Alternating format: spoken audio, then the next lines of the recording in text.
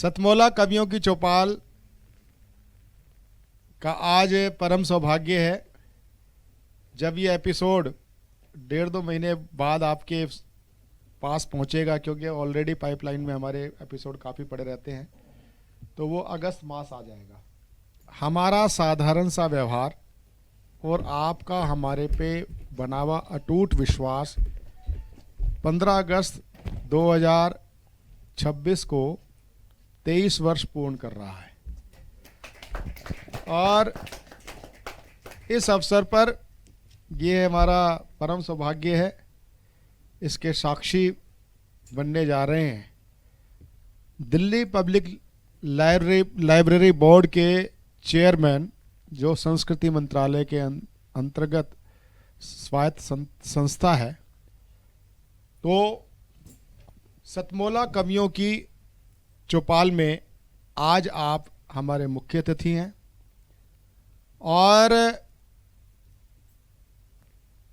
बड़े ही गर्व से हम घोषणा कर रहे हैं, प्रत्येक शूट के अगले शूट के मध्य एक पुस्तक का निर्माण रहा करेगा।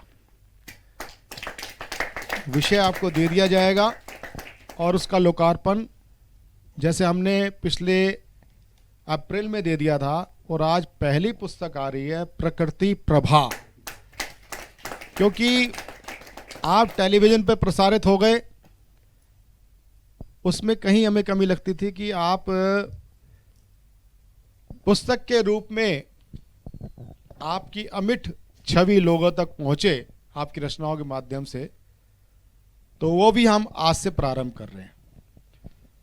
सबसे पहले मैं अपने कार्यक्रम के मानद निदेशक अक्षय जी, नीरज जी को आमंत्रित करता हूं कि वह डॉक्टर सुमित भसीन जी का अंगवस्त्र पहना करके सम्मान करें।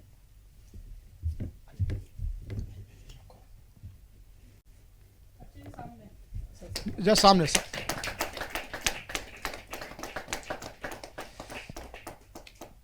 और मैं अपने 2 मानद निदेशक, आज हमारी नई मानद निदेशक जुड़ी हैं, डॉक्टर सुरेंद्र नंदा जी, आप गुरुग्राम से हैं, आप विदुषी बहन हैं, सुप्रसिद्ध साहित्यकार हैं, दूरदर्शन में आप कार्यक्रमों की प्रिव्यू कमेटी के मेंबर हैं। और विनीत जी को मैं उनको कहूँगा उनको भेंट प्रदान करें, डॉक्टर सुमित भसीन जी को।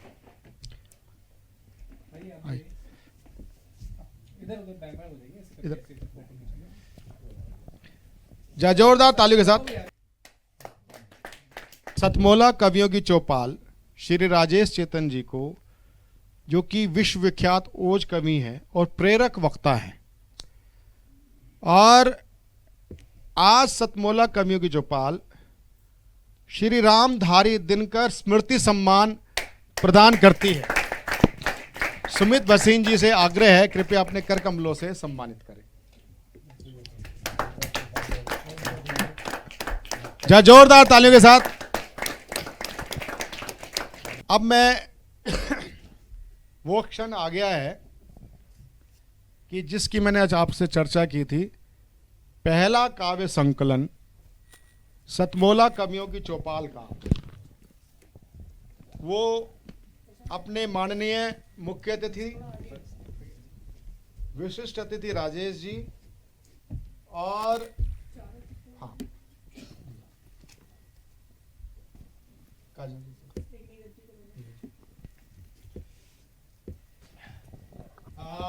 इस पुस्तक के संपादक हैं हमारे कार्यक्रम के सहायक निर्माता श्री प्रशांत अवस्थी प्रखर, और साथ में सहयोग मेरा भी है।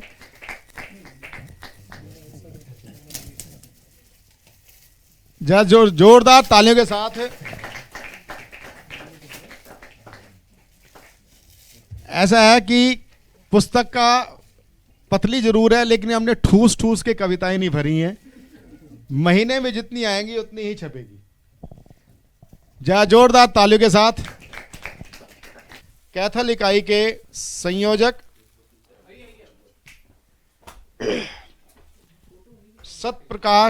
सतपाल पराशर जी आनंद कैथल से हमारे बीच में पधारे हैं। और सभी बहुत अच्छी किताब है ये, सुरेखा हरियाणवी दोहा सतसई है। जरा जोरदार तालियों के साथ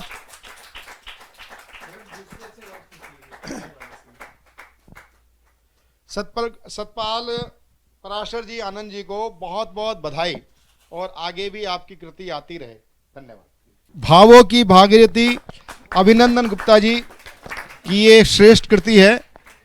जोरदार ताली के साथ हम उनका अभिनंदन करते हैं। ठीक, मैं अभिनंदन गुप्ता जी के स्वागत के लिए आदरणीय राम निवास जी से निवेदन करूंगा अंगवस्त्र पहना करके। दिनेश दीक्षित संघर्षी, ये आगे दिनेश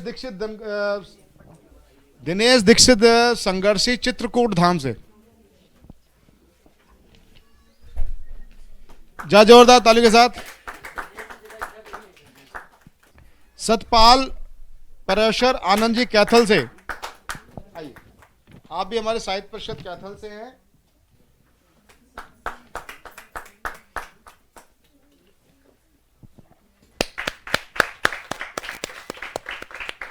नमस्कार, सतमोला कवियों की चौपाल में आप सभी दर्शकों का हार्दिक अभिनंदन है। सतमोला कवियों की चौपाल आपकी अपनी चौपाल।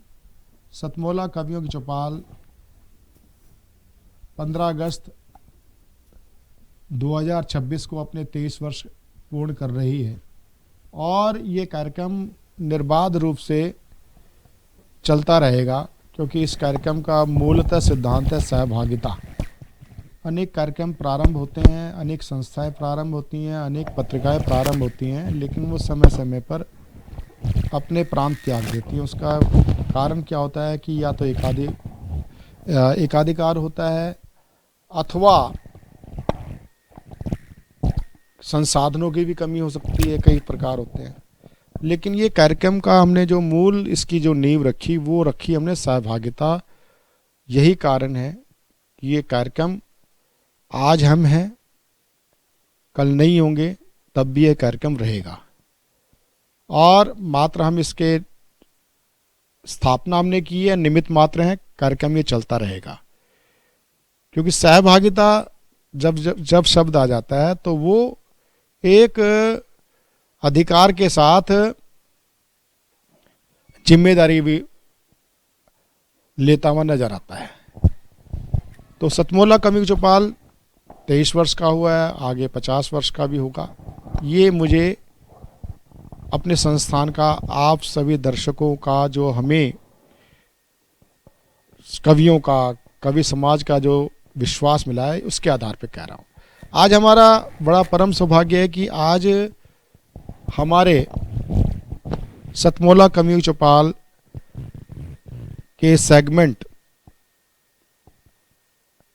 पॉडकास्ट तो अपशब्द है, भेंट वार्ता के रूप में हमारे साथ जो व्यक्तित्व है वह बेहद लोकप्रिय, महत्वपूर्ण जिम्मेदारियां का निर्वहन करने वाला एक व्यक्तित्व हमारे साथ बैठा है, जिनका नाम होता है डॉक्टर सुमित भसीन। जोरदार ताली के साथ हम उनका अभिनंदन करें। डॉक्टर सुमित भसीन, आप मूलतः अखिल भारतीय विद्यार्थी परिषद के सक्रिय कार्यकर्ता रहे हैं। कालांतर में भाजपा में भी आप कई अनेक जिम्मेदारियों का आपने निर्वहन किया है, प्रशिक्षण का कार्य हो, चाहे जो भी संगठन ने आपको काम दिया हो। आप भारतीय जनता पार्टी के वरिष्ठ चिंतक भी हैं, और आप उद्यमी हैं, सुप्रसिद्ध उद्यमी हैं, और आप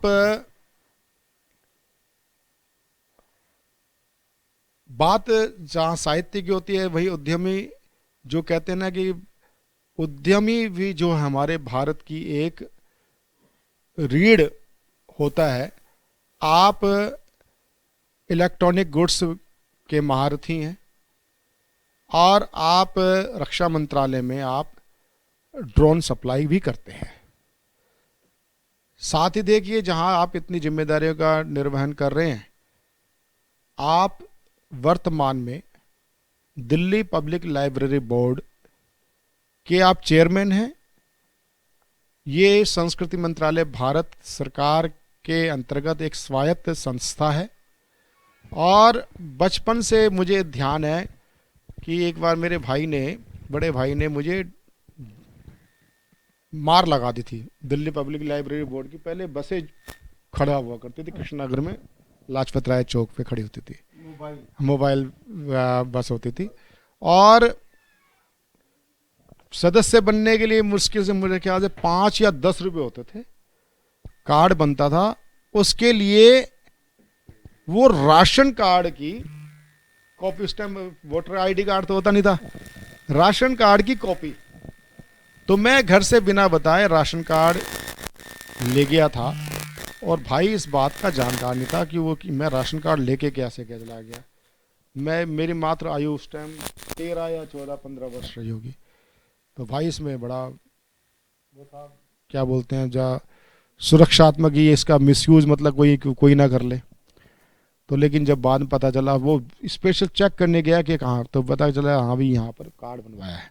तो दिल्ली पब्लिक लाइब्रेरी से हमारी स्मृति भी जुड़ी हुई है, बड़ी मनोरंजक भी है, कई तरह की हैं। और हमारे पिताजी भी दिल्ली पब्लिक लाइब्रेरी में कई कवि सम्मेलन हुए, वहाँ जाया करते थे।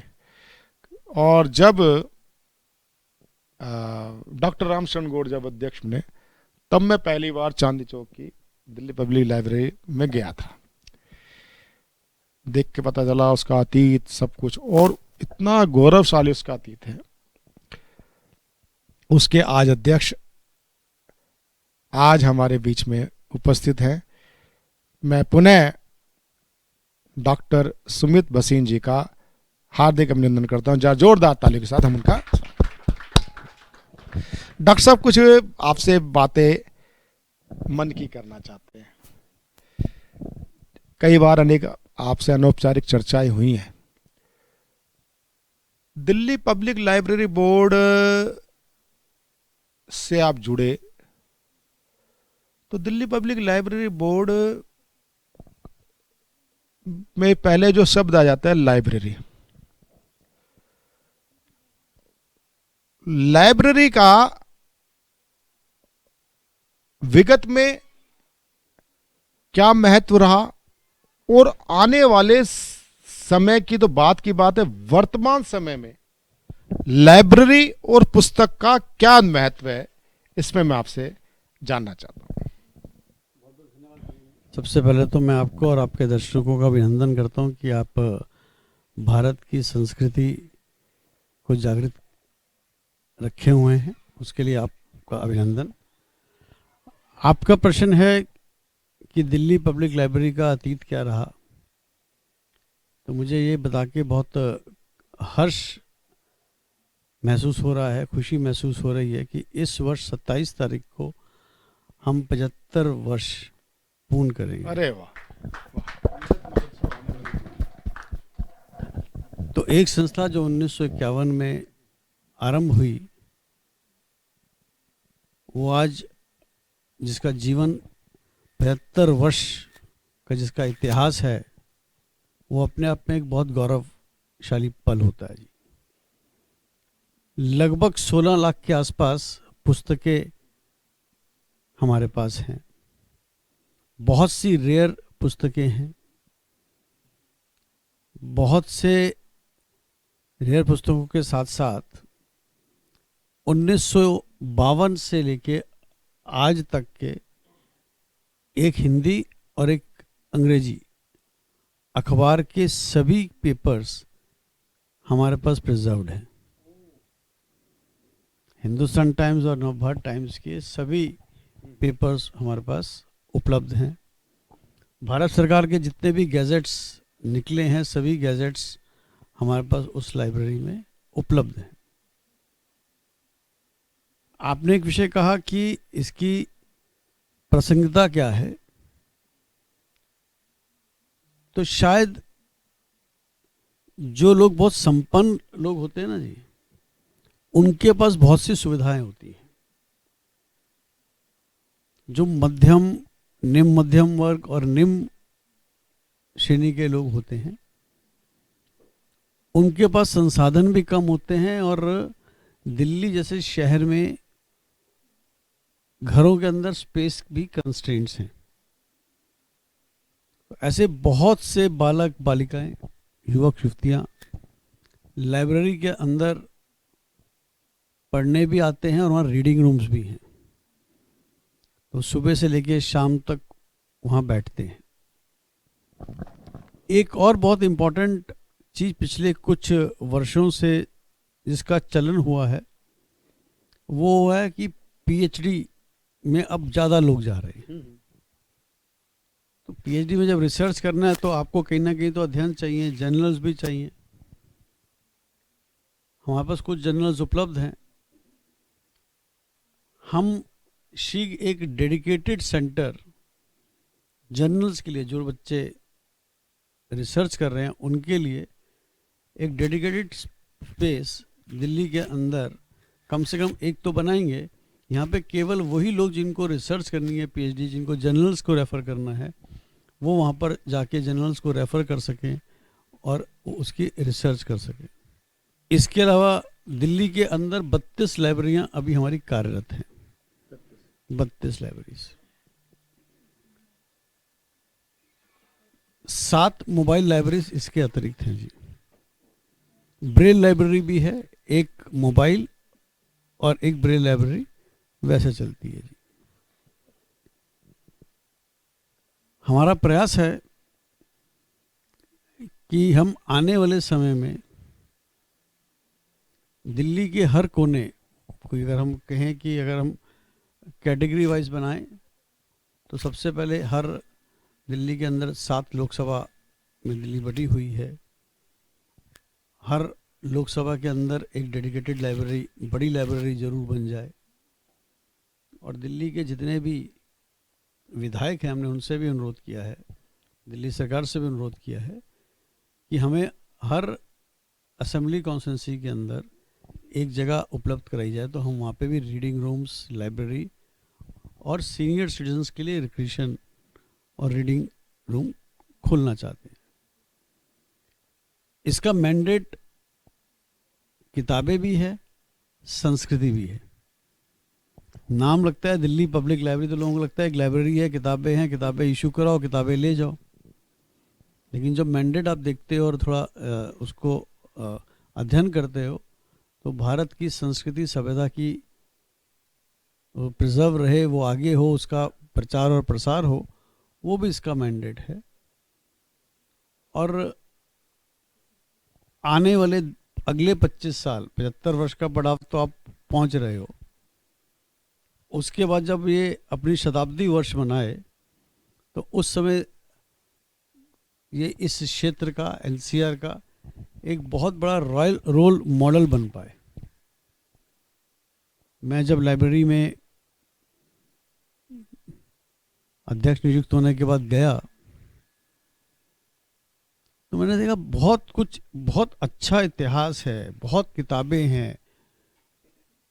मतलब जिसे कहा जाए ज्ञान का जो भंडार है ना, वो वहाँ पर एक ही छत के नीचे उपलब्ध है। लेकिन एक विषय जो चिंता का है, जो शायद पूरे समाज के अंदर वो विषय है कि लोग पढ़ना भी कम कर रहे हैं, लिखना भी कम कर रहे हैं।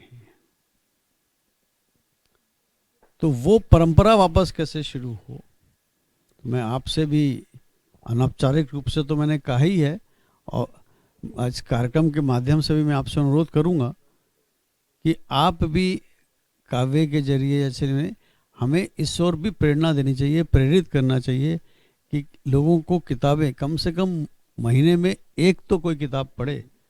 और अगर लिखने का हर कोई लेखक नहीं बन सकता, लेकिन हर कोई अपनी डेली डायरी बना सकता है। वही उसके लिए एक बहुत बड़ा डॉक्यूमेंट तैयार हो जाता है कुछ सालों के बाद।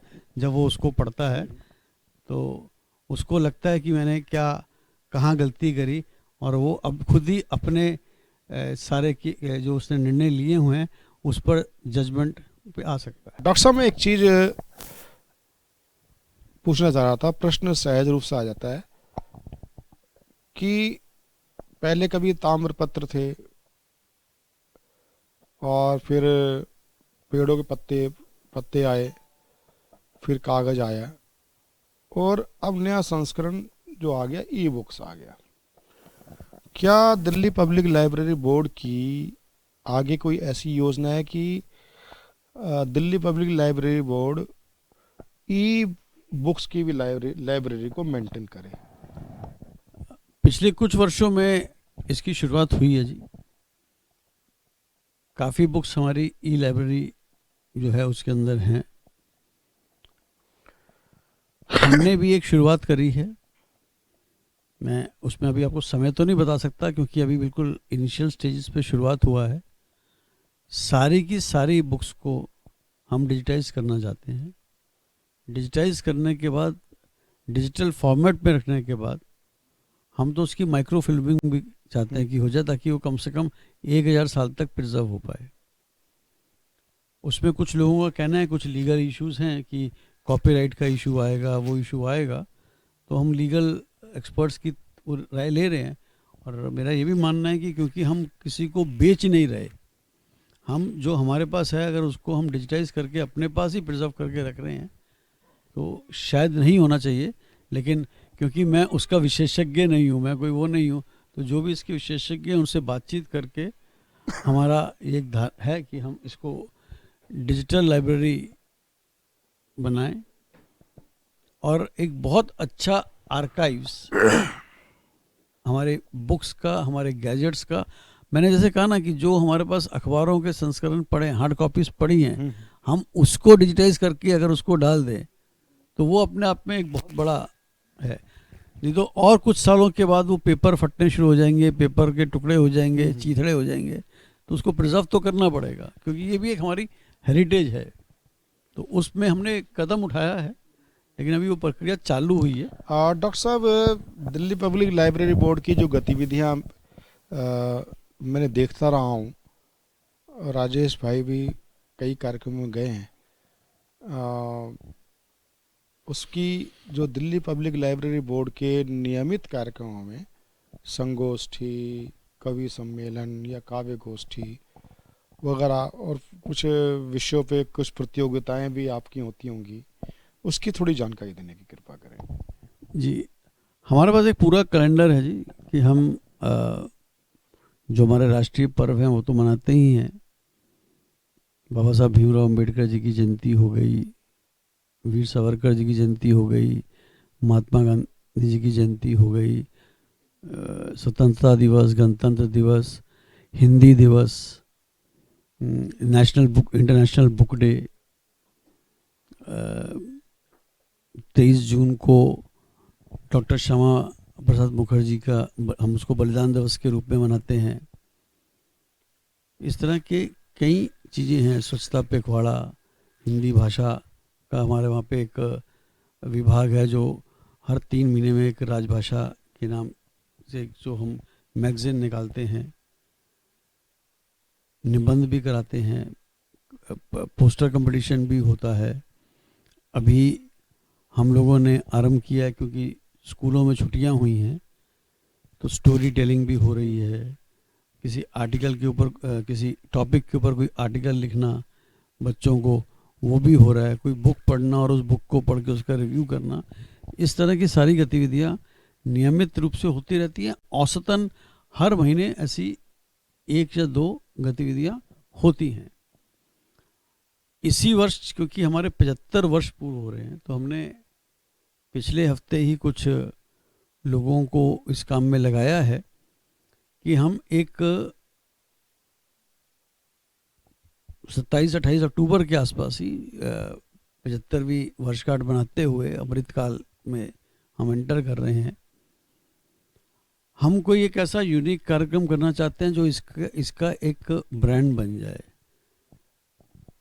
तो उसके बारे में भी हमने सुझाव मांगे हैं कुछ लोगों से। तो मुझे लगता है कि शायद हम इस महीने के अंत तक पूरे कार्यक्रम की उसकी रूपरेखा बनाएंगे। लगभग 2 दिन का कार्यक्रम का दिमाग में है, जैसे कोई लिटरेचर फेस्टिवल होता है उसी तरह से उसकी रूपरेखा रहे। बट अभी बहुत इन्फेंट स्टेज पे है, अभी उसकी चर्चाएं शुरू हुई हैं जी। अनौपचारिक चर्चा में डॉक्टर साहब एक विषय आया था कि पाठक और पुस्तक में काफी गैप आ गया है।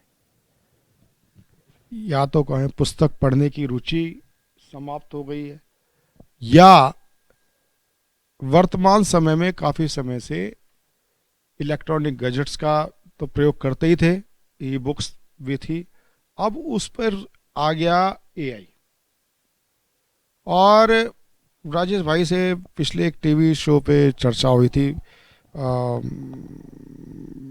मलिक, वो क्या नाम रहा पत्रकार जी न्यूज़ की, मलिक, वो आई थी मीमांसा मलिक, उस तब भी श्याम पांडे जी थे, तब तो चर्चा चल रही थी।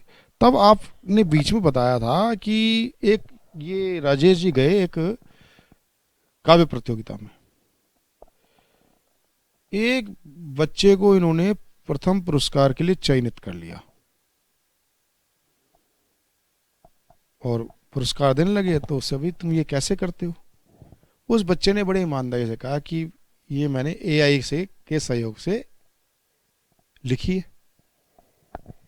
तो राजेश जी ने कहा कि भाई मैं तुम्हें प्रथम दे रहे थे लेकिन अब नहीं दे पाएंगे। तो ऐसी चुनौतियां आ गई हैं। ऐसी चुनौतियों के बीच में पाठक, पुस्तक और एआई इसमें आप क्या देखते हैं? ये बड़ा दुविधा में डाल दिया, क्योंकि मैं खुद एक आईटी प्रोफेशनल हूँ। देखिए, ये बात सही है कि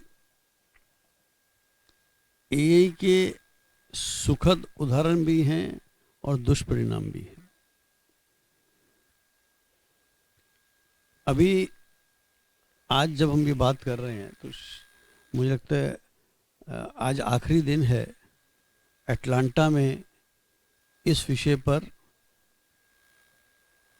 विभिन्न यूएस की यूनिवर्सिटीज़ के लोग एकत्रित हैं, वो इस पे चर्चा कर रहे हैं।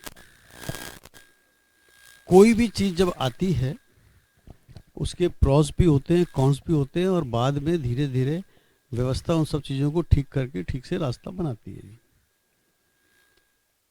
मैंने कई बार कहा कि कई बार लोग कहते हैं कि एआई गलत इन्फॉर्मेशन देता है, तो वो तो लैंग्वेज मॉडल जैसे से बनेंगे, जैसे जैसे इन्फॉर्मेशन आएगी, जैसा डेटा होगा, वैसे वैसे उसके अंदर सुधार होगा। लेकिन मुझे क्या लिखना है, मेरी भावना क्या है, वो भावना एआई अगर बताएगा। अगर इमोशन खत्म होगा तो एक बार हम वो कहते हैं ना, आईक्यू के साथ साथ एक इमोशनल क्वोशेंट भी होना चाहिए। तो आईक्यू तो उसके पास होगा लेकिन इमोशनल क्वोशेंट तो खत्म हो जाएगा। अब आपको मैं जान के लेता हूँ, कुछ एआई मॉडल्स ऐसे भी हैं जिनसे मैं बातचीत करूँगा, बातचीत करके ओवर पीरियड ऑफ टाइम वो मेरे इमोशंस को भी समझेंगे और वो मेरी शैली के अंदर उन चीज़ों को बताएंगे। ये हमें तय करना पड़ेगा कि मैं ओरिजिनल रहना चाहता हूँ या मैं कॉपी करना चाहता हूँ। और ऑन अ लाइटर नोट, हम कॉपीराइट की बहुत बात करते हैं। कल को किसी एआई ने लिख के भेजा और उसने कह दिया कि इस पे मेरा कॉपीराइट है, फिर क्या करोगे? यूएस में, मैं अभी यूएस में था, तो यूएस में एक एआई बहुत एक टूल है, कोपायलट, माइक्रोसॉफ्ट का है जी। माइक्रोसॉफ्ट का।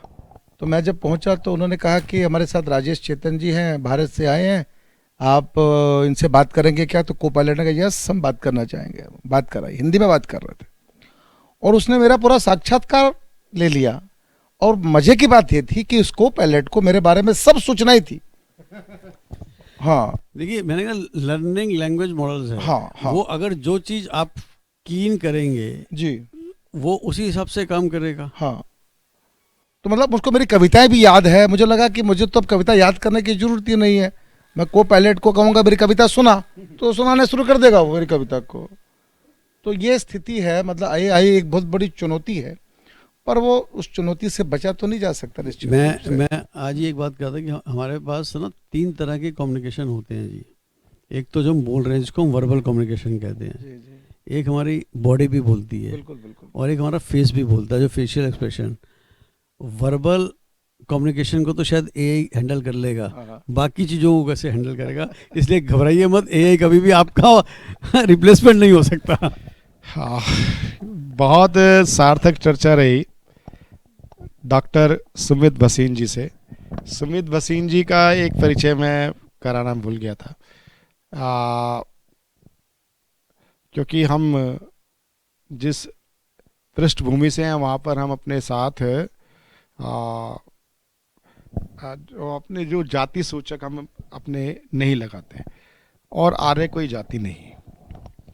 राजेश जी चेतन लिखते हैं, और सुमित जी से जब परिचय हुआ, जब हम पहली बार मिलने गए, तो सुखद परिचय ये हुआ कि ऋषि दयानंद जी ने 5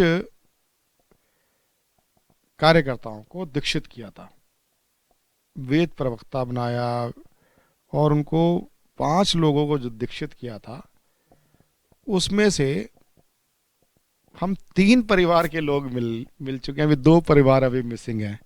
एक परिवार तो रेखा गुप्ता जो है ना, ईशा गुप्ता एक्ट्रेस, उसकी मदर, हाँ, उनके परनाना जी। एक हमारे पिताजी के परदादा अमीचंद जी वजनिक, जिनको ऋषि दयानंद जी ने कहा था, रे अमीचंद तू पढ़ा हुआ है तो हीरा, लेकिन नाली में पड़ा हुआ है। उस पंक्ति से ही उनकी धारा प्रवाह बदल गई थी, धारा बिल्कुल बदल गई थी। और वो अपने, उनका सिनेरियो था उस टाइम, बड़े बहुत सुप्रसिद्ध भजन गायक थे, ऋषि दयानंद उनके कायल थे, लेकिन मतलब वो मदिरा पान करते थे।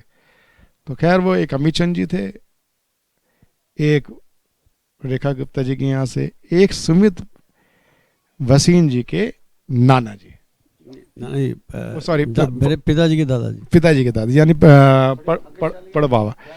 हाँ, तो और मेरा ये मानना है कि आज भारत में ऋषि दयानंद पहले व्यक्ति थे। एक भारत में 2 ही दल थे आजादी से पूर्व, केवल कांग्रेस, और कालांतर में थोड़ा हिंदू महासभा आया, और कांग्रेस में भी 2 मत थे, एक नरम दल, एक गरम दल। गरम दल के जो, जिनको गरम दल फॉलो करता था, वो ऋषि दयानंद जी को करता था, चाहे वो लाला लाजपत राय हो, चाहे वो बाल गंगाधर तिलक हो। यानी कि पहला जो स्वराज हमारा जन्मसिद्ध अधिकार है, ये स्वामी दयानंद जी ने ये कहा था। तो खैर ये बड़ा सुखद आश्चर्य है कि सुमित भसीन जी भी उस परिवार से हैं। तो मैं आज सुमित भसीन जी का हार्दिक आभार व्यक्त करता हूँ।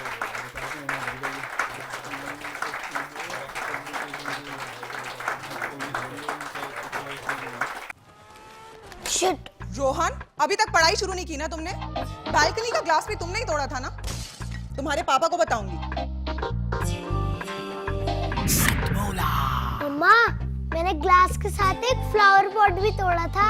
हाँ? सतमोला खाओ, कुछ भी पचा।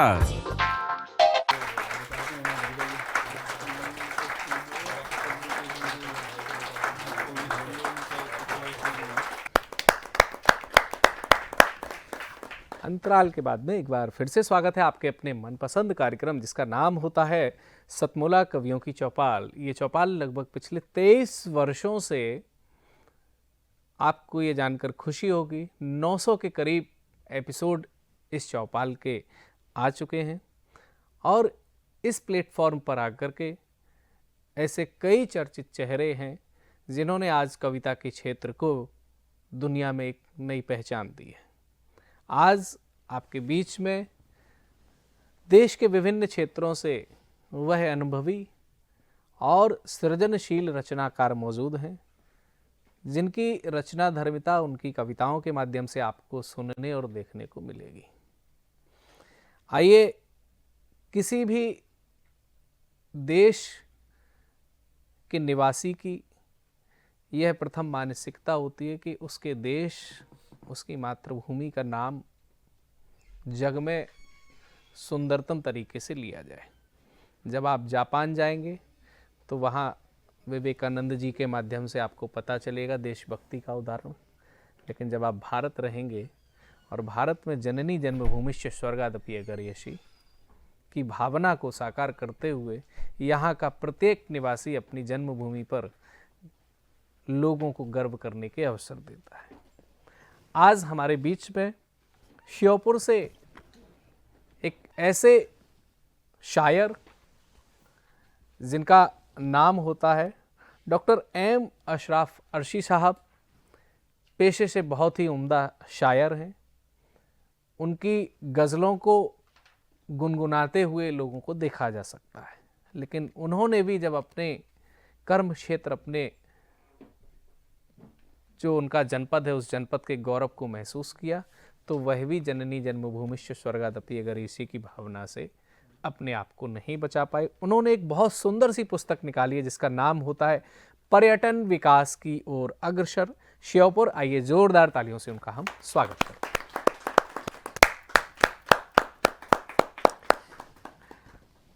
सर, आपको बहुत बहुत मुबारक हो कि आपने ये पर्यटन विकास की ओर अग्रसर श्योपुर नाम से एक बहुत ही सुंदर संस्करण निकाला हुआ है। जी, बहुत बहुत धन्यवाद सर आपका। सर, पुस्तक के माध्यम से ये देख रहा हूँ जितना सुंदर तरीके से इस पुस्तक को सजाया गया है, संवारा गया है, उससे सुंदर तरीके से आपने अपने श्योपुर का वर्णन करना, इसमें कहीं पर भी आप पीछे नहीं रहे हैं। मैं ये जानना चाहता हूँ कि कैसे आपने ये मन में विचार आया कि अपने जनपद के लिए, अपनी मातृभूमि के लिए कुछ किया जाए। श्योपुर के बारे में कुछ ऐसा लिखा जाए कि वो दूर दूर तक उसकी ख्याति हो। जी। तो मैंने अपने मित्रों से, अपने प्रशासनिक अधिकारियों से चर्चा करके और ये बात तय की कि श्योपुर को पर्यटन के विकास की ओर ले जाने के लिए एक कोशिश की जाए, जिसके लिए मैंने ये पर्यटन विकास की ओर अग्रसर श्योपुर नाम से ये किताब लिखने की कोशिश की। और विगत 2.5-3 सालों की कोशिशों के बाद मुझे ये सफलता मिली, जिस सफलता के लिए आप लोगों का सहयोग भी अपेक्षित है। मैं आप लोगों का धन्यवाद अदा करता हूँ। सर, इस पुस्तक में मैंने देखा हुआ है कि जैसा कि आपके इस पुस्तक के माध्यम से मुझे जानकारी हुई है कि विगत लगभग 20 या 25 वर्षों पूर्व ही आपका ये जनपद नवसृजित जनपद है जी।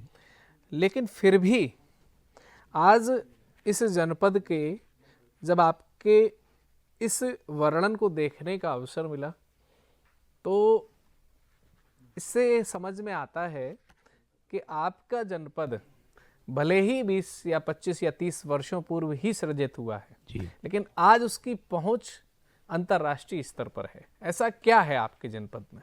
जी सर, मेरा जनपद श्योपुर में सर एक तो ये तकरीबन 20-22 सालों से ज़िला बना है और पहले ये मुरैना ज़िले की एक तहसील में शुमार किया जाता था जी। बाद में लगभग 1992 या 95 में तत्कालीन सरकार ने इसको अलग से ज़िला घोषित किया जी, जिसके प्रथम कलेक्टर के रूप में एक साहित्य प्रेमी कलेक्टर महोदय श्री पंकज राग नियुक्त हुए।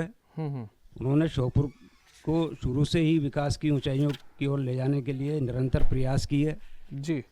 मैं भी उनके संपर्क में रहा क्योंकि मैं भी शायर हूँ और वो कवि थे, तो निरंतर उनसे संपर्क बना रहा। और श्योपुर आज जो ऊंचाइयों पर है उसकी वजह ये है कि श्योपुर में के जो बहुत सारे लड़के हमारे यहाँ से IAS IPS के लिए सिलेक्ट हुए हैं जी। और साहित्यिक क्षेत्र में भी हमारे यहाँ के बहुत सारे शायरों और कवियों ने राष्ट्रीय स्तर पर बहुत अच्छा नाम किया है।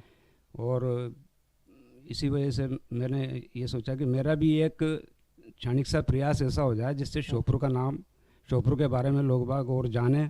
तो मुझे फिर ये पर्यटन के लिए श्योपुर में बहुत अच्छी अच्छी नदियाँ, नाले, ऐतिहासिक इमारतें वगैरह हैं तो मैंने उन्हीं को लेकर के एक किताब की रचना की और श्योपुर ज़िले के सारे पर्यटन स्थलों को एक जगह समाहित करके पुस्तक लिखने की कोशिश की है, जो आज आपके हाथों से लोकार्पित हो रही है। सर, इस पुस्तक के कवर के माध्यम से हम लोग इस बात को समझ पा रहे हैं कि यहाँ पर कई आपने उन पुरानी चीज़ों को जो 300, 400 या उससे भी पुरानी चीज़ें हैं वो देखने को आ रही हैं, लेकिन ये इतना बड़ा सा जो ये बाग देखने को मिल रहा है, तो ऐसा क्या है कि बड़ा बाग आपको बनाना पड़ा इसमें?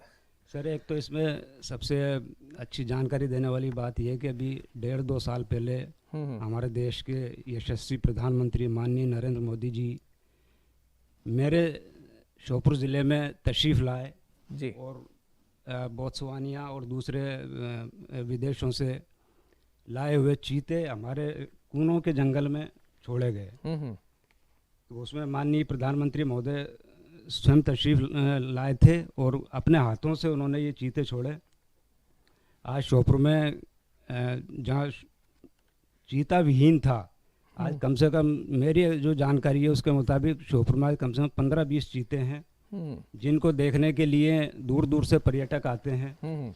माननीय मोदी जी का ये प्रयास, माननीय मोदी जी के इस प्रयास ने श्योपुर को अंतर्राष्ट्रीय स्तर पर ख्याति दिलाई है जी।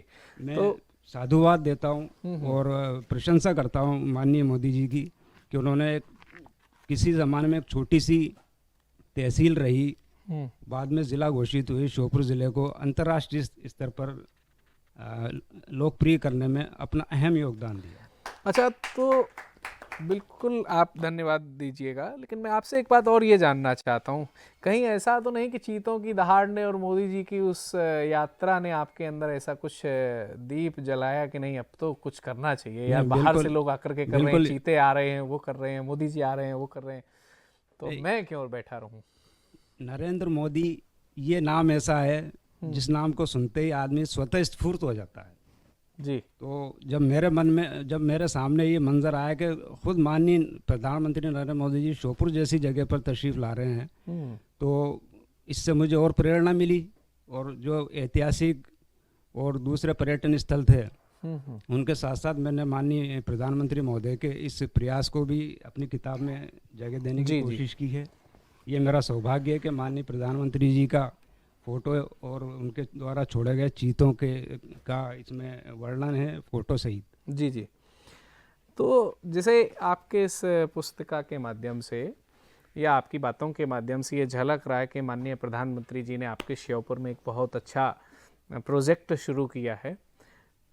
इस प्रोजेक्ट को आप किस नज़रिए से देखते हैं? क्या ये श्योपुर के जन जन का विकास है या जो उन पर आरोप लगते हैं या विचारधारा से प्रेरित होकर के चीज़ें मानी जाती हैं, तो क्या केवल उसका विकास है या ये जन जन का विकास है? माननीय मोदी जी के मार्गदर्शन में श्योपुर का ही नहीं पूरे देश का विकास हो रहा है जी। तो मैं उसको इस परिप्रेक्ष्य में लूँगा कि ये जन जन का विकास है और मोदी जी के मार्गदर्शन में ही श्योपुर का विकास है। आज अंतर्राष्ट्रीय स्तर पर जो श्योपुर को ख्याति मिली है, इससे मैं भी अपने आप को कहीं बहुत ज़्यादा गौरवान्वित महसूस करता हूँ। बिल्कुल। तो इसमें मैंने देखा हुआ है कि जैसे बावड़ियाँ हैं, प्राचीन झरने हैं आपके यहाँ पर, कई सुंदर से मंदिर हैं, कई बहुत सुंदर से तालाब हैं, या वहाँ पर आपने देखा होगा कि ऐतिहासिक धरोहर भी हैं आपके श्योपुर में।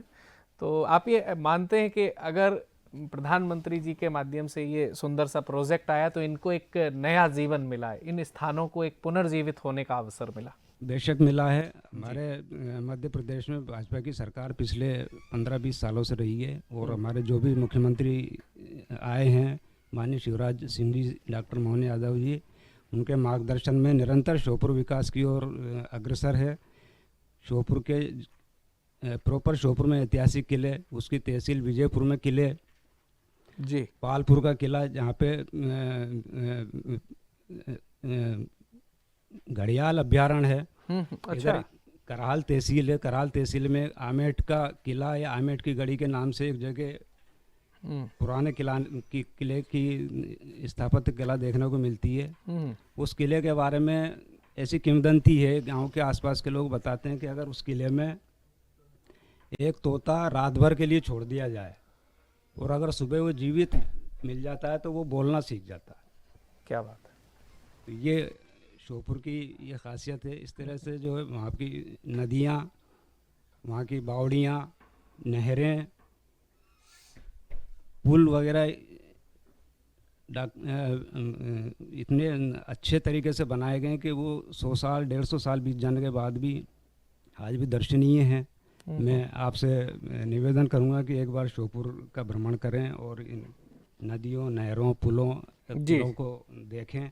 जी, नदियों की बात की आपने, नदियों से बढ़िया सुंदर सी चीज़ें निकलती हैं। ये सीप की मोती और श्योपुर का क्या मामला है, मैं जानना चाहता हूँ। सीप के मोती श्योपुर से एक किताब निकली थी, या श्योपुर के कवियों और शायरों का एक संकलन था जी, जिसमें श्योपुर के तकरीबन 25-30 कवि और शायरों की रचनाओं का संकलन है जी। इसमें मुझ खाक सर की भी रचनाएं हैं और मेरे पहले जो मुझसे भी सीनियर कवि और शायर श्योपुर के थे, जिनको हमने आज सिर्फ नाम सुना है, उन लोगों की भी रचनाओं का वर्णन है। तो सीप के मोती रखने का ये था कि श्योपुर शहर जो है वो सीप नदी के किनारे बसा हुआ है। सीप नदी के किनारे बसा होने की वजह से ही इस किताब का नाम सीप के मोती रखा गया था, जो आज भी नए शायरों और कवियों के लिए इस बात की गवाही देता है कि श्योपुर साहित्यिक क्षेत्र में कितना आगे बढ़ चुका है। और मैं आपको एक बात बता दूं कि हिंदुस्तान के मशहूर कवि श्री गजानन माधव मुक्तिबोध जी, जिनकी किताबें कॉलेज में पढ़ाई जाती हैं, जो राष्ट्र कवि के रूप में माने जाते हैं, वो श्योपुर में ही जन्म लिया था उन्होंने और श्योपुर में ही पढ़े लिखे थे, श्योपुर में बड़े हुए। तो इस वजह से श्योपुर का नाम अंतर्राष्ट्रीय और राष्ट्रीय स्तर पर गजानन माधव मुक्तिबोध की वजह से भी काफ़ी ज़्यादा है। इसके अलावा और भी बहुत सारे शायर और कवि हुए हैं जिन्होंने राष्ट्रीय स्तर पर श्योपुर को ख्याति दिलाने में अपना अहम योगदान दिया है। मैं ये समझूंगा कि जब चावल पके हुए देखने होते हैं तो हम क्या करते हैं कि कढ़ाई में से एक चमचे से जो है कुछ चावलों को निकाल करके और चेक कर लेते हैं।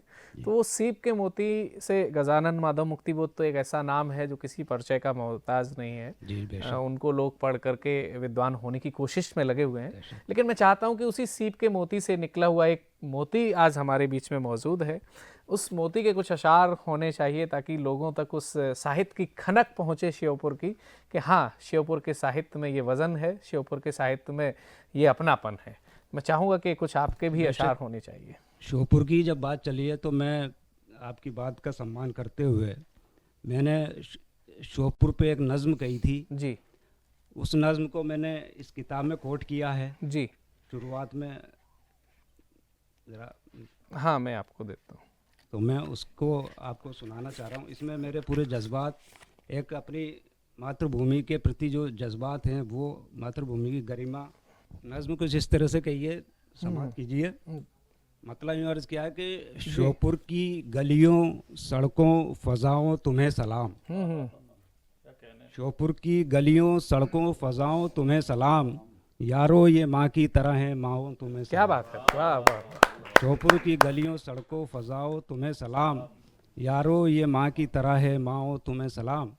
इसमें मैंने इसकी जोग्राफिकल कंडीशन दी है अगले छंद में। पूरब दिशा में शिवपुरी लश्कर लगा हुआ, पूरब दिशा में शिवपुरी लश्कर लगा हुआ, पश्चिम में इसके कोटा शहर है बसा हुआ जी। उत्तर में यारो देखिए जयपुर सजा हुआ, दक्षिण दिशा में 12 शहर है सटा हुआ, इसकी हुदूद और दिशाओं तुम्हें सलाम, श्योपुर की गलियों सड़कों फ़ज़ाओं तुम्हें सलाम। बहुत ही माँ की तरह है सुंदर आपकी ये रचना, और इससे चंद शब्दों से वो चीज़ें समझ में आ रही हैं जो आपने अपनी भारतीय संस्कृति को अपने अंदर जीवंत बनाए रखा है, कि आपने तमाम चीज़ों को दरकिनार करते हुए अपनी मातृभूमि को प्रेम करना ज़रूरी समझा। आप जैसे लोग देश के लिए एक उदाहरण बनते हैं। आप जैसे लोगों से लोगों को प्रेरणा लेने की ज़रूरत है ताकि देश में हम हंसी खुशी और समृद्धि के माहौल में रह सकें। आइए चलते हैं हम उस देश की एक और सुंदर से स्थान जो देवभूमि कहलाता है। देवभूमि उत्तराखंड से पधारे हुए हमारे बीच में आज जो भागीरथी उत्तराखंड से निकली हुई है, उस भागीरथी में भावों की एक और अंजलि को लेकर के हमारे बीच में भावों की भागीरथी लेकर के आए हुए हैं। अभिनंदन अभी रसमय जी, आइए सर का हम जोरदार तालियों से स्वागत करते हैं और सुनते हैं कि उनकी इस भागीरथी में क्या अपनापन है, क्या बिछड़न है, कैसा मिलन है। एक जोरदार तालियों से स्वागत करते हैं। धन्यवाद प्रशांत जी। स्वागत।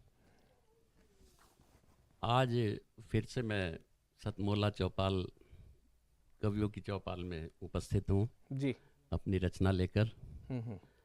और एक ऐसा गीत मैं भावों की भागीरथी जो मेरी एक कृति है उससे लेकर मैं आया हूँ, जिसका शीर्षक है छोड़ चला मैं छोड़ चला मैं छोड़ चला। प्रस्तुत है जी। छोड़ चला मैं छोड़ चला मैं छोड़ चला, छोड़ चला मैं छोड़ चला मैं छोड़ चला, जीवन के द्वंद्वों को पीछे छोड़ चला, छोड़ चला मैं छोड़ चला मैं छोड़ चला, आगे बढ़कर बढ़कर बहना, आगे बढ़ना बढ़कर बहना, नवजीवन के नव पल्लव आज सींच कर गाता मैं नवगीत चला। क्या बात है, वाह। छोड़ चला मैं छोड़ चला मैं छोड़ चला, नई भोर की नव बेला में अरुणिम आभा की ओरा में, नई भोर की नव बेला में अरुणिम आभा की ओरा में, तन्वी थी में मन की डोरी खींच चला। क्या बात है। छोड़ चला मैं छोड़ चला मैं छोड़ चला, जीवन के द्वंद्वों को पीछे छोड़ चला, हो अनंत पथगामी मेरे पग, हो अनंत पथगामी मेरे पग, रुके थके ना पथ पर मेरे पग, हो अनंत पथगामी मेरे पग, रुके थके ना पथ पर मेरे पग, ढूंढने अनंत का अंत आत्मबल बढ़ा चला। छोड़ चला मैं छोड़ चला मैं छोड़ चला, आरोह अवरोह की सरगम में सांसों में स्वर आते जाते, आरोह अवरोह की सरगम में सांसों में स्वर आते जाते, राग मंत्र में तन वीणा में फूंक चला। क्या बात कही है, वाह वाह। छोड़ चला मैं छोड़ चला मैं छोड़ चला, नवदीप जले नव द्वारों पर, नव थाप पड़ी नगाड़ों पर, नवदीप जले नव द्वारों पर, नव थाप पड़ी नगाड़ों पर, गगन भेद स्वर नाद ब्रह्म की ओर चला। क्या बात है, वाह। छोड़ चला मैं छोड़ चला मैं छोड़ चला, शांत चित्त आधार मगन में, निर्मल तन मन खुले नयन में, शांत चित्त आधार मगन में, निर्मल तन मन खुले नयन में, जगती के उस पार द्वार में खोल चला। वाह वाह। छोड़ चला मैं छोड़ चला मैं छोड़ चला। अंतिम बंद है इसका जी। स्वागत है। माझी नैया छोड़ किनारा, फूट पड़ी जो मन की धारा। क्या बात है। माझी नैया छोड़ किनारा, फूट पड़ी जो मन की धारा, संग धार के धार में मन को जोड़ चला। छोड़ चला मैं छोड़ चला मैं छोड़ चला जीवन के द्वंद्वों को पीछे छोड़ चला छोड़ चला। धन्यवाद। एक और मैं अगर आपकी अनुमति हो तो एक विरह की रचना स्वागत। मैं आपके सामने प्रस्तुत करता हूँ। एक विरहन की अभिव्यक्ति किस प्रकार से व्यक्त होती है जी, कवि की कल्पना में, तो उसका चित्रण मैं आपके सामने। स्वागत है। हेरी सखी कासे कहूँ मनवा की हाय हाय, पीर, हाँ।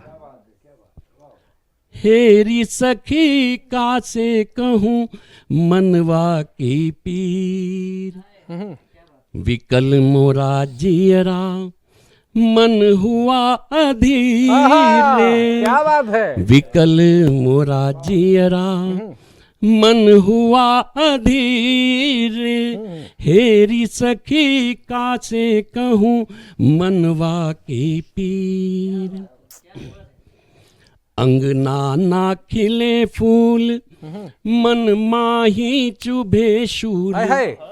अंगना ना खिले फूल मन माही चुभे शूल, बाट जो है दुखी अखियां सांझ पड़े उड़े धूल, हरे हरे पात झरे मन नाही धरे धीर, हेरी सखी कासे कहूँ मनवा के पीर,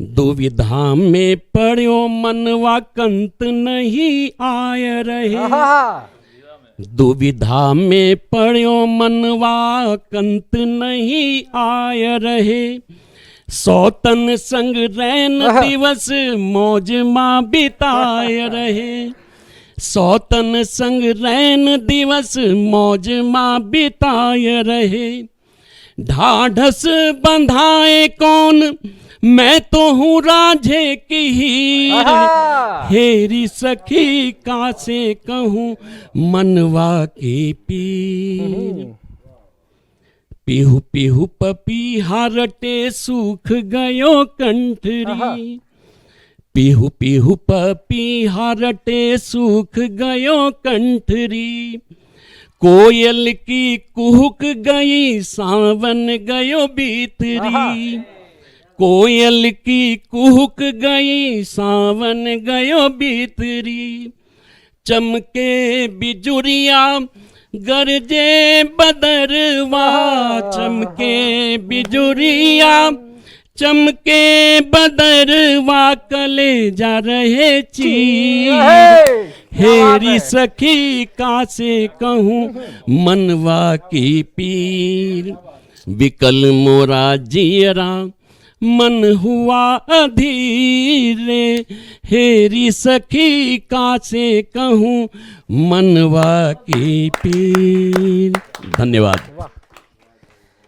यथा नाम तथा गुण कहा तो जाता है, लेकिन अब आप जैसे व्यक्तित्व के लिए मुझे जैसे आदमी को कहना पड़ रहा है, तो ये मैं ये अपना सौभाग्य भी समझूंगा, और आपने ये अवसर दिया, ये इसके लिए भी मैं आपसे आशीर्वाद चाहूँगा कि आप जैसे इतने विद्वान साहित्यकार ने, जो आपने इतना रसमय, यानी कि बिल्कुल एक एक शब्द, चाहे वो विरह का ये गीत हो, चाहे त्याग की वो भावना हो जब ईश्वर की ओर बढ़ने के काम करते हैं, दोनों में जो आपने उस रसानुभूति कराई है दर्शकों को, एक एक दर्शक का मन प्रफुल्लित हो चुका होगा, और मेरे जैसे नव गीतकारों को या मेरे जैसे नए कवियों को आपसे बहुत कुछ सीखने को मिला है कि कविता सिर्फ वह नहीं है कि जब आप जाकर के अपने आप को साबित करने में लग जाएं, आपके शब्द, आपके कथानक और आपकी प्रस्तुतियाँ जुबां से निकल के आएँ, तब आप कविता को सही मायने में जी पाएंगे। ये वो बच्चे हैं जिन्होंने उस बचपने में बड़े समझदारी भरी निर्णय लेने की हिम्मत उठाई कि जब उनको लगा कि हाँ, अब परिवार या परिवार के लोगों का निर्णय ज़्यादा ज़रूरी है, और परिवार क्या होता है, अगर बच्चे नहीं मानते तो अपने देश में एक ऐसा स्थान भी है जहाँ पर बच्चों को बड़े ही सीधे भाषा में समझा दिया जाता है। आप समझ रहे होंगे, तो सीधी नियमावली है भाई, मानोगे तो ठीक, नहीं मानोगे तो तेरा बाप भी मानेगा। अब बाप तक मैं पहुंच गया हूं, ये मेरे शब्द पर मत जाइएगा आप, पिताजी मैं भी जानता हूं, लेकिन मुझे हरियाणा जाना था, तो हरियाणा जाने के लिए बिना बाप के काम चल ही नहीं सकता है। अब हरियाणा में आपने कई चुटकुले सुने, कई कविताएं सुनी, लेकिन हरियाणा के साहित्य का एक नयापन आपको आज देखने को मिलेगा इस सुरेखा दोहा सतसई में, जिसमें हरियाणा मूल के हरियाणा शब्दों में आपको दोहे देखने को मिलेंगे। और इसके रचनाकार ने बड़े आनंदमय होकर के इस पुस्तक का सृजन किया। नाम होता है सतपाल पराशर आनंद जी। आइए जोरदार तालियों से उनका आप स्वागत करते हैं। सबसे पहले तो सभी को नमस्कार। जैसा कि अवस्थी जी ने बताया कि हरियाणा का जो रस है कुछ अलग है, और हमने पहले कबीर जी के, तुलसी जी के, रहीम जी के दोहे कभी सुने थे, पढ़े थे स्कूल टाइम में, तो उन्हीं से प्रेरणा लेके और उन्हीं जैसे भावों को अपने शब्दों का रूप देने का प्रयास किया है। स्वागत जी।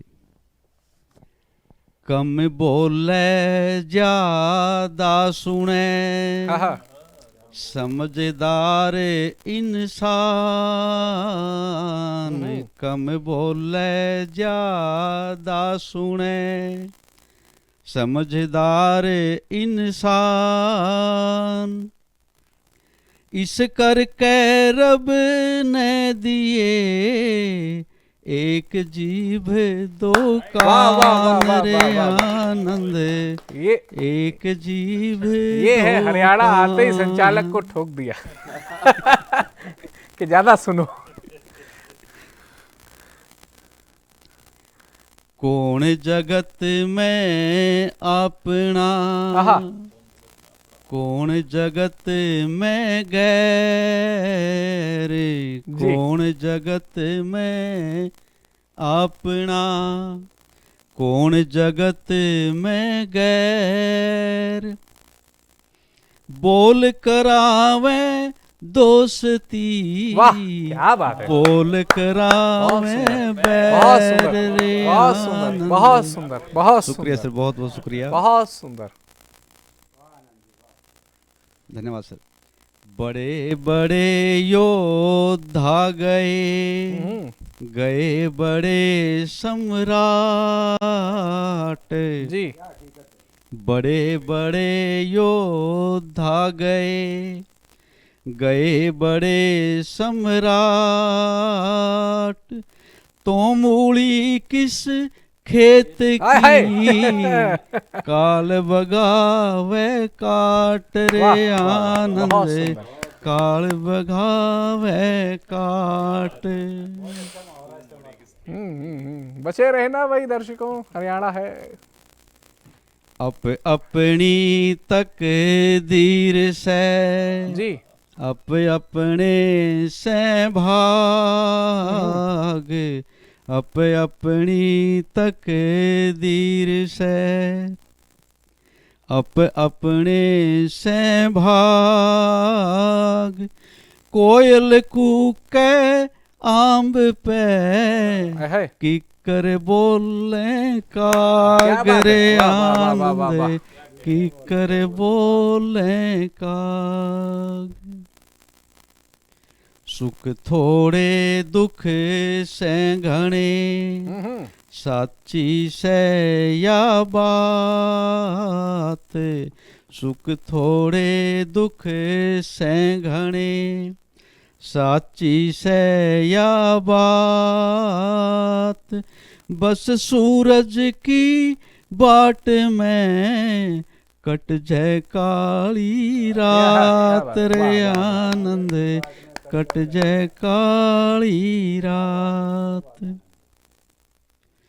सांस लेने ने बालनी, ये प्रदूषण के कारण जो है आजकल जी, सांस लेने ने बालनी, पीने नैनी नीर, खाने न भोजन नहीं, खुद फोड़ी तकदीर रे आनंद, खुद फोड़ी तकदीर।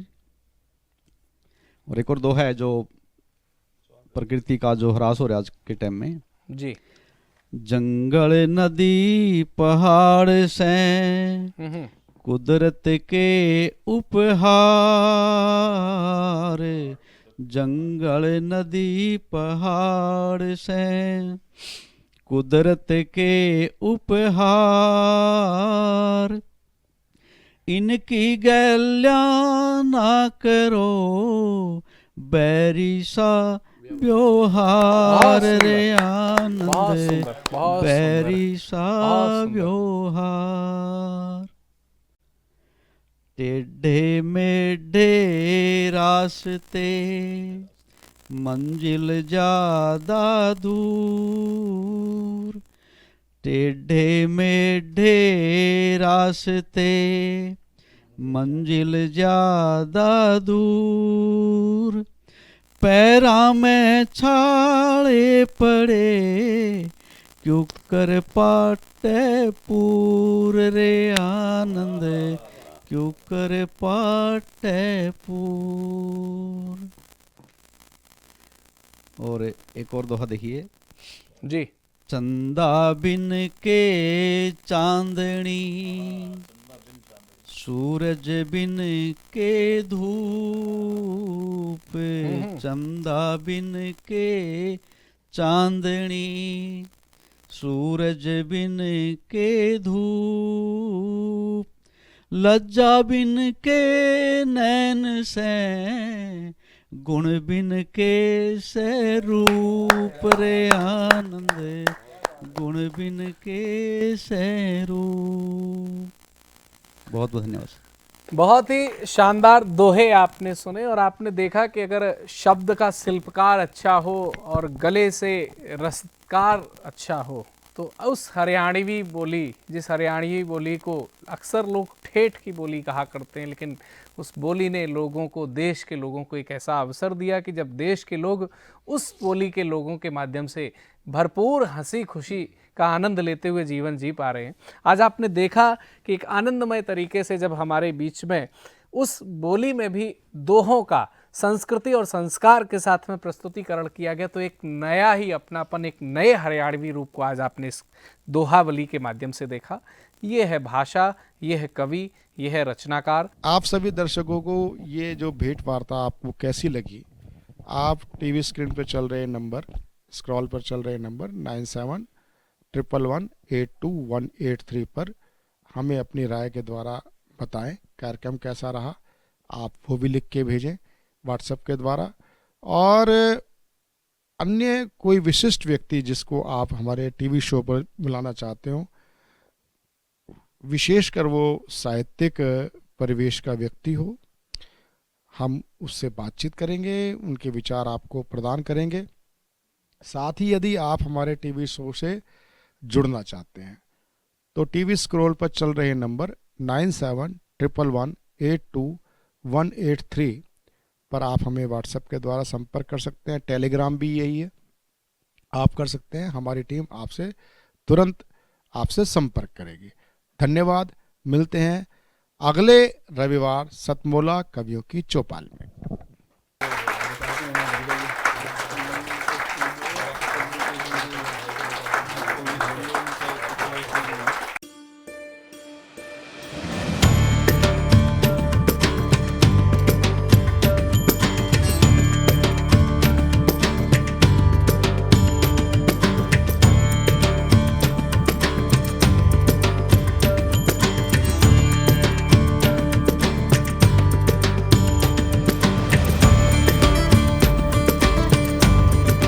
तो इज्जत कर ले उनकी। वो तेरा मामा लगता है? जज साहब मामा कह रहे हैं आपको। इन दोनों जॉली की बातों का क्या करें, ना समझ आए ना अजब हो, पर जब हो सतमोला का चटपटा स्वाद साथ तो हर बात पचेगी। मसालेदार केस, चटपटी बातें, एक ब्लॉकबस्टर कॉम्बिनेशन, बिल्कुल हमारी फिल्म जॉली LLB 3 की तरह। सतमोल्ला के साथ सेलिब्रेट करो jolly LLB 3 in theatres from 19 September.